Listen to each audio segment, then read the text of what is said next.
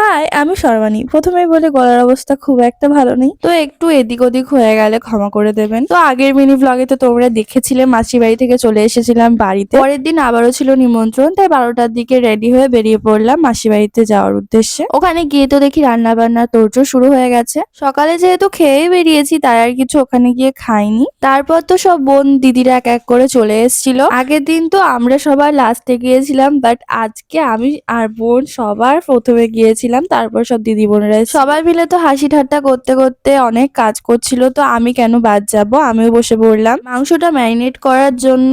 আর বিভিন্ন কাজ করতে করতে আমরা এত গল্প করছিলাম যে কখন সব কাজ শেষ হয়ে গেছে আমরা তো বুঝতেই পারছিলাম না। আমি যেহেতু বাড়ি থেকে খুব একটা বেরোই না, তো আমি সবসময় ওয়েট করে থাকি কবে আবার সবাই মিলে একসাথে হব আর এত মজা করব। তারপর কিছুক্ষণ গল্প সল্প করে দেখি রান্না বান্না সব কমপ্লিট হয়ে গেছে। তারপর তো বড়রাও অনেকে বসে গিয়েছিল খেতে। তারপর তো বোন দিদিরা সবাই বসে পড়েছিলাম আমরা খেতে। লাস্টে দই দিয়ে খাওয়া কমপ্লিট করে ঘুমানোর একটা বৃথা চেষ্টা করে সাইকেলের ঝুড়ি ভর্তি জিনিসপত্র নিয়ে বড় মাসিকে সি অফ করে চলে এলাম বাড়ি। আজ বরং এতটাই থাক, দেখা হচ্ছে নেক্সট ব্লগে। ততক্ষণের জন্য সুস্থ থেকো, ভালো থেকো, বাই।